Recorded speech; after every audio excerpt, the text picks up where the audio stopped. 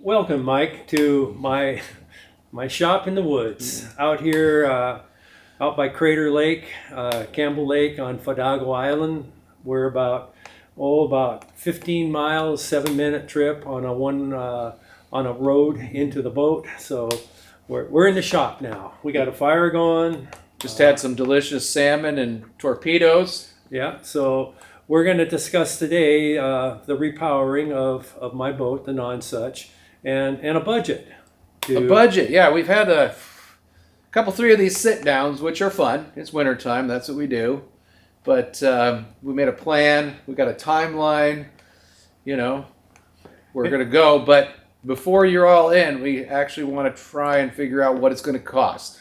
Correct. Yeah, and of course that's the big bottom line is how much to spend on a repower when a boat is 38 years old and it needs a new motor. So what do you do? I mean, do you throw the boat away?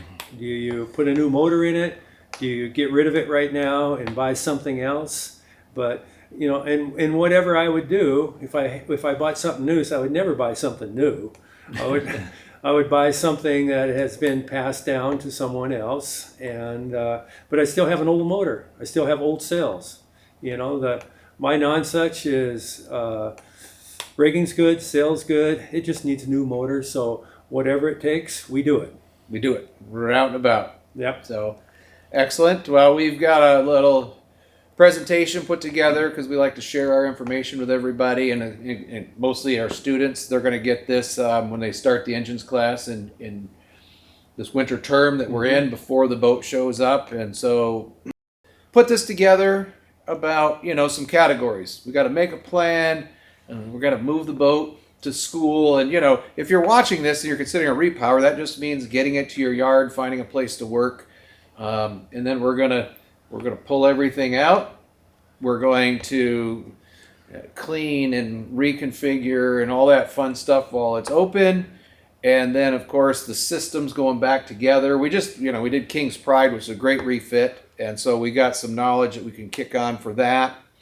And then the sea trial. That's where we can go out and really enjoy all the work. Yeah. Effort. So, yeah, thanks for having me up to your workshop in the woods. Lovely fire here. This is the perfect setting.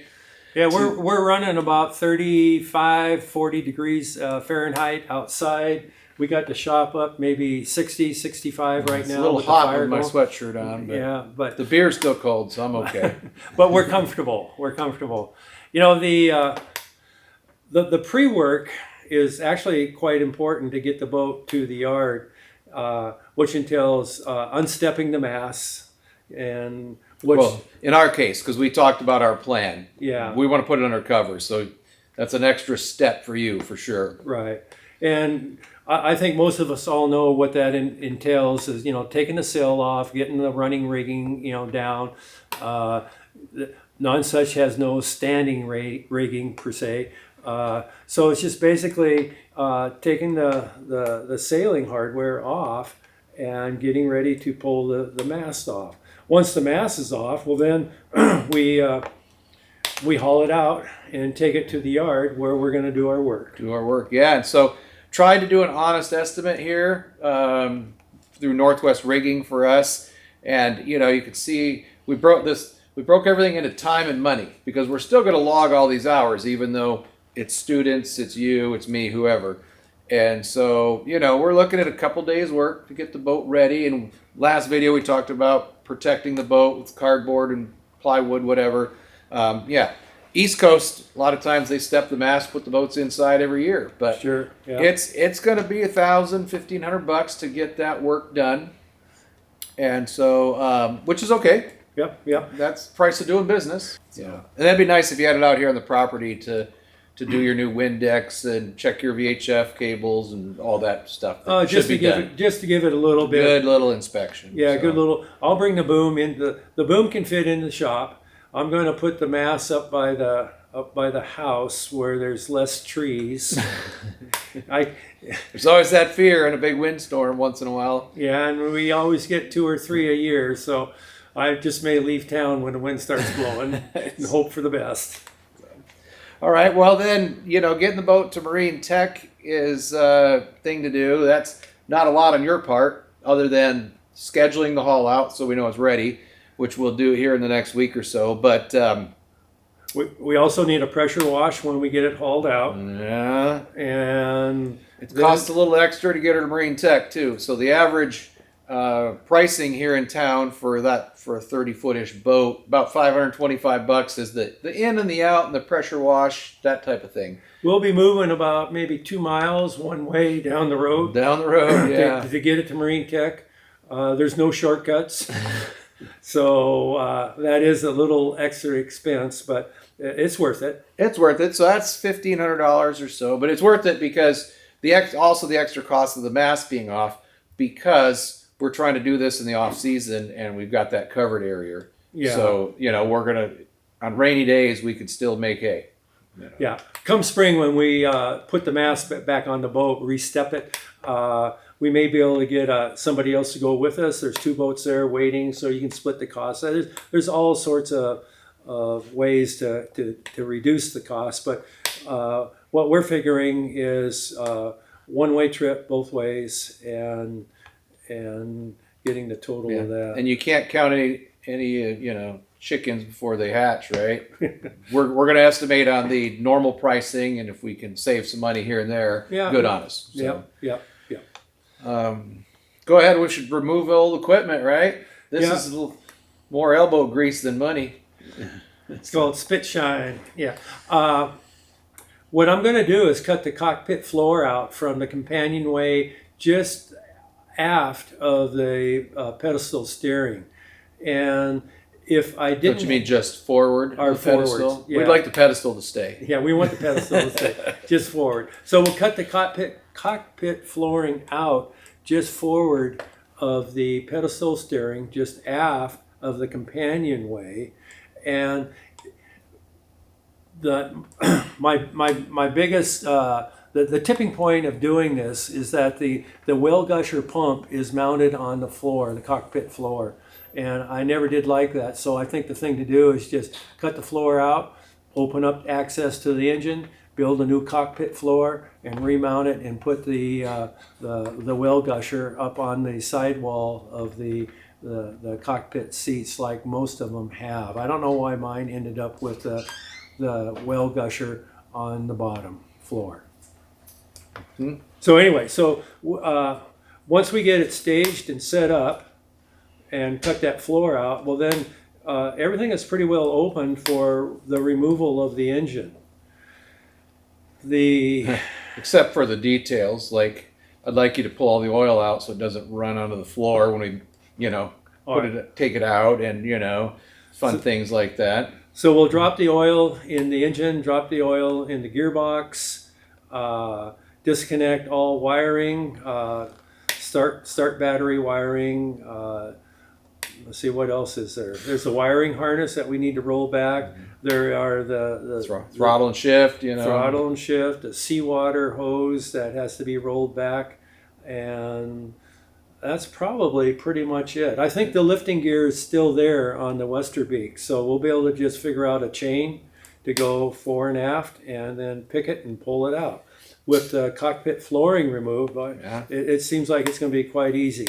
Yeah, I don't think there's a lot of cost in all of this stuff. This is elbow grease and maybe a little bit of money for the forklift or whatever you need to lift the motor out. But if you're in a yard, that's not a big cost. No, you're absolutely right, Mike. Okay, Mike. So after we get this engine out, that's the easy part with the forklift. I can visualize that. Then we're going to get really busy into cutting out the old engine bed string. Now, every repower isn't like this, But if you were still leaving a V drive, we would still be redoing the engine bed stringers, because they're old and they were, they worked, but I'd like to be better. Yeah, so, we're gonna chop it all off anyways and go with this new stuff and skin it down. Yeah. So that's going to involve a lot of removal, some patching of a bunch of holes, the old through hull, because the new seawater will come through the sail drive. We got to move the water lift muffler, so while you're in there, might need a new foundation for that. Definitely going to need a new foundation for that. We need to do the shaft log plug.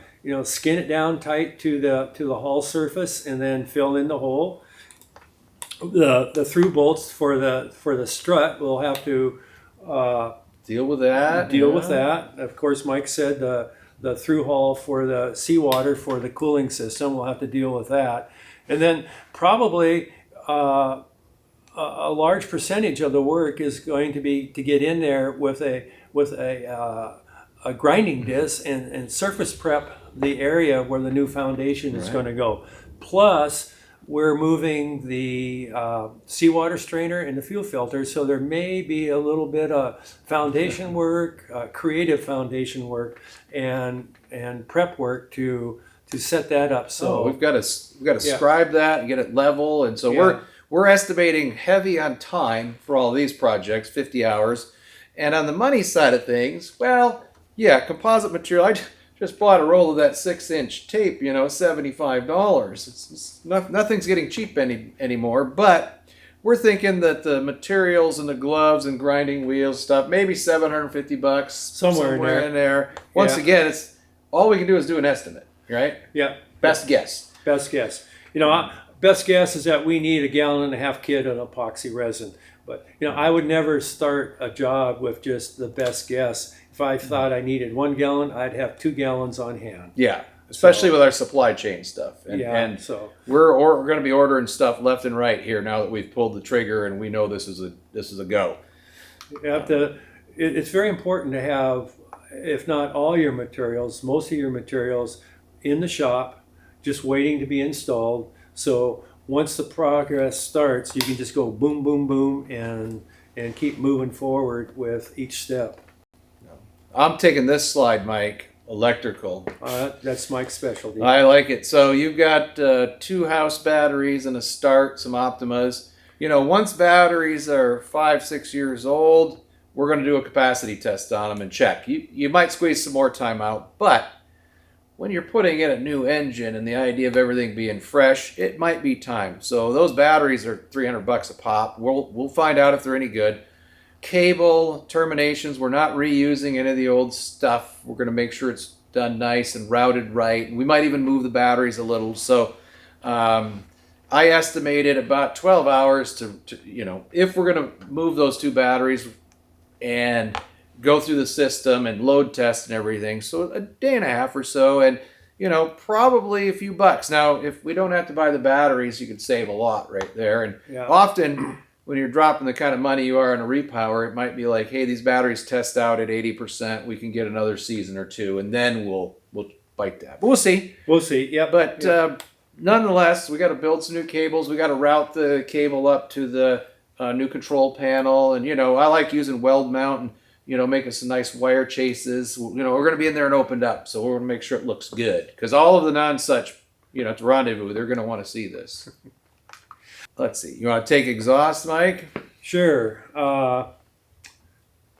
So we're going to have to install a new water lift muffler or refabricate the old one to match up the new exhaust hose size. That Beta 30, and I think it's pretty common all through the 25, the 30, and the 35, is that the exhaust is a 2-inch ID.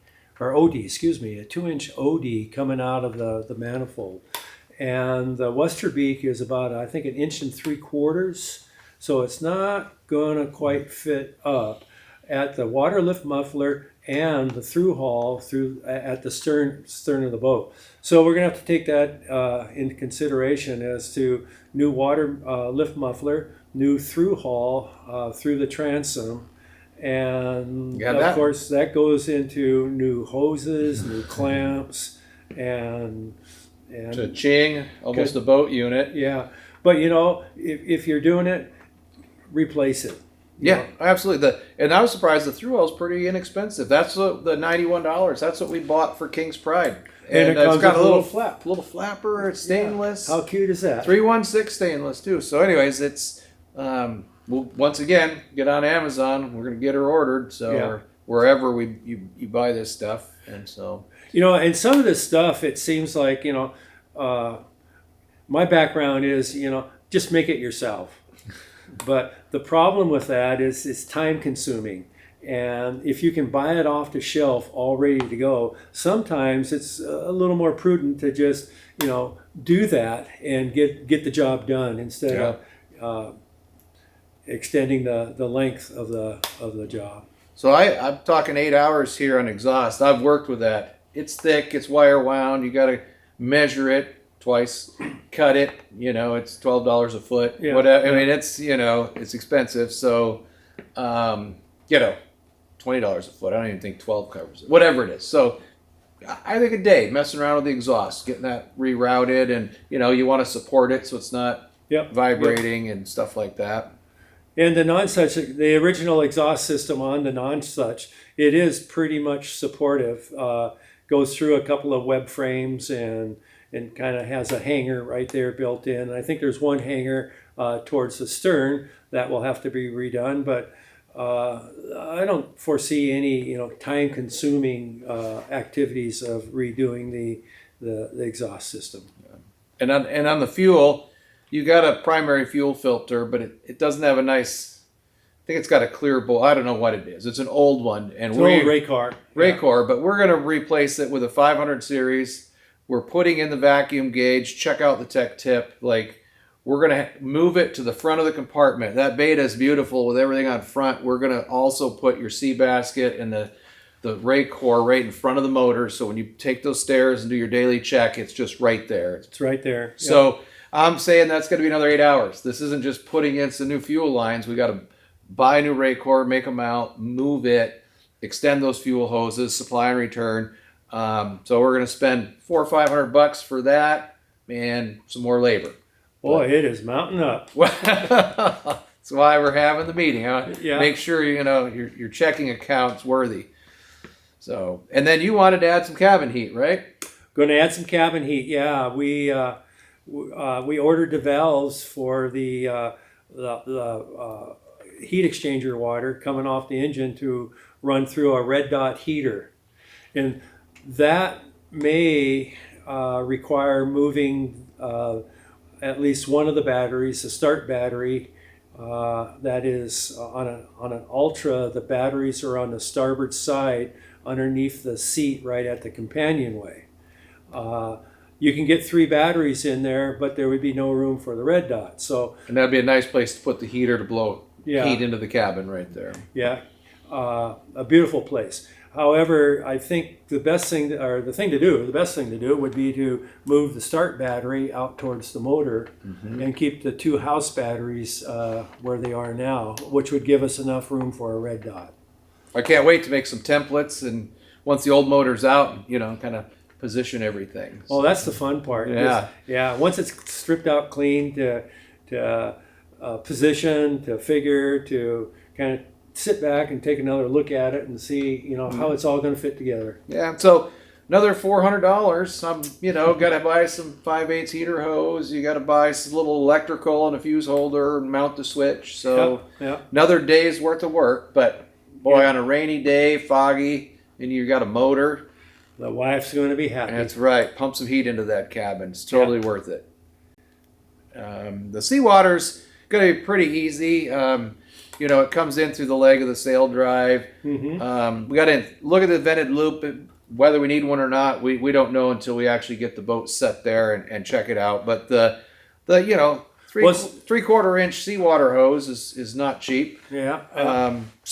But here it is. We're gonna run it through less than a day, but more than a half day estimated to get the hose run and to move we want to put the sea basket also right at the front of the Beta. So everything is there for your daily engine room checks, as we keep mentioning, but what a beautiful system that's going to be. So kind of wrapping this fireside chat up is there's all the unknowns, and this is where boat owners start griping at the boatyard, because we mentioned in the other video, we want to buy the spare parts box. Right now, your throttle and shift cables seem to work fine, but are they long enough? Are they too? Yeah. Or do we inspect them and find some crevice corrosion, some cracking? Who knows? So same thing with your steering cable. Now's the time to inspect that. So there's going to be miscellaneous, and those are all unknowns. But that's the beauty of what we're doing. We're documenting it, so come spring, we'll know exactly where this came.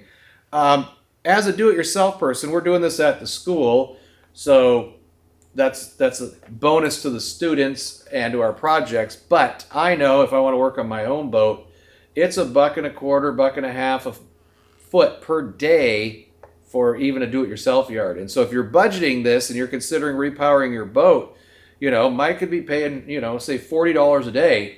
Lay day charge, so right. When we say have all the materials in your shop and to have a plan, that's valuable real estate. So it's not on the boat yards have to charge that, and that's the fair rate.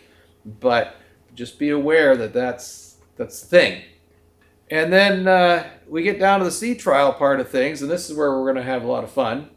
Putting the mast on. Well, as long as the boat's out of the water, might as well throw a coat of bottom paint on it. And I am due this year. I come out every other year, and this is the other of the every. So bottom paint charge, have to reinstall the mast. So there's another, depending on how we do it, another crane charge or something. And of course, the last thing we have to do is treat the boat right and have a celebration for the relaunch. I like the way you think. Right. Got to have a little Scallywags little party. Yeah. And every boat yard that's a boat yard, when they launch a boat, they always have a barbecue. I mean, you go into a boat yard, and if you don't see a barbecue, you may want to look around for another one. Another boat yard, yeah. The bottom paint thing, depending on our timeline and stuff, that's a way that a boat owner can save some money right there. But depending on your yard and your situation, a lot of the yards are not allowing boat owners to paint anymore. So I wanted to put in a real life estimate. If you had to pay for that to be done, it's going to be a couple $1,000. Yeah. For 2 coats of paint and tape it off and some prep. Hopefully they prep it properly before they just slather the goo on the bottom. And that seems like a lot of money just to get the bottom of your boat painted. But if you break it down and look at the cost of bottom paint and how much that has escalated, masking tape, and all the other Tyvek suits, you're going to have to get charged for a Tyvek suit. There are a couple of paint brushes, a couple of rollers. It all adds up. And labor, $2 a minute. Yeah. So. But, everybody's probably wondering, I think we're getting close to the end to tally all of this up. And I haven't done this in a while, quite a few years, to put a presentation together like this. So this is what we're talking about, Mike. It was a lot of time. So I don't know if I want to do it now. No, after we tally everything up, it comes out to about $36,000. And that's a pretty good chunk of change. I only paid $40 for the boat. That doesn't include having it shipped up from Santa Cruz. Right. But so to put a new motor in it, that's a lot of money. But in my opinion, it's well worth it. My boats come first. Yeah. And what would a new boat cost? I mean, not new, but even a different boat. So that's Yeah. So known entity. I think the hours might be a little low, 131 hours, at 40 hours a week. When I sat down on the boat with you and we were discussing this, I was thinking a month's worth of work straight through, which would be 160 hours. 160 hours. Which in a boat yard at $100 an hour would be $16,000. Now, we encourage you. Our technicians, that's why we learn to fix boats. You can fix boats during the day and earn a good wage. And if you want to own a boat, do it yourself. And we'll document at the end of this, being a do-it-yourself person, Mike, as to how much money you saved. Now, saved is mostly on that labor category because the fixed costs of doing business is hard to beat. But. Yeah, that's hard to beat. The one thing you got to bear in mind, too, is that 130 hours to 140, 150 hours, 160 hours, it most likely it will take all of that, which would be 1 month of work. But because we're in a school environment, it may take us 2 months to get 1 month of work, because we don't, we discuss things, we look at things, we figure out why we're doing it this way, and so and that's fine. We have the time, so we're satisfied with the time, and we have to be satisfied with the money. So we have to be. That's why I'm here asking, making sure you're not going to, abandon the project halfway through. So No, we're not going to do that. We're gonna repower the home again, so we have a faithful and reliable engine source. So when we go out cruising, currents against us, the wind is light, we can still make forward progress. excellent. So, well, thanks for watching the last 3 or 4 videos of Home Again, which has been fireside chats here and on the boat.